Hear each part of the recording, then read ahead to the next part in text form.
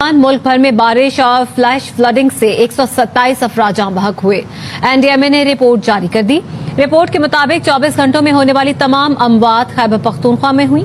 बुनेर में 106, छांगला में 12 और स्वात में 9 अफराद जान बहक हुए।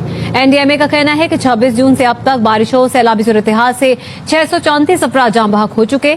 सबसे ज्यादा अमवात केपी में हुई, जहां 378 अफराद जान बहक हुए। पंजाब में 164, सिंध में 28, बलोचिस्तान में 20, जीबी में 24, आजाद कश्मीर में 12 और इस्लामाबाद में 8 अफराद जान की बाजी हार चुके हैं। मुल्क भर में बारिशों और फ्लैश फ्लडिंग से अब तक 668 अफराद जख्मी हुए हैं।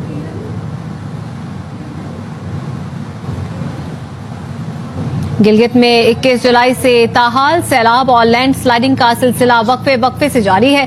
तर्जुमान जीबी हुकूमत ने कहा है कि अब तक सैलाब और लैंड स्लाइडिंग से 24 अफराद जान बहक और 5 जख्मी हुए, 2 लापता हैं। जीबी हुकूमत रेस्क्यू एंड रिलीफ कार्रवाइयों में तमाम वसाइल बुरे कार ला रही है। सैलाब से कई मसाजिद, वाटर टैंक्स, वाटर चैनल तबाह हुए, सैकड़ों मकानात मुनहदिम और हजारों कैनाल, ज़राई अराजी भी तबाह हुई।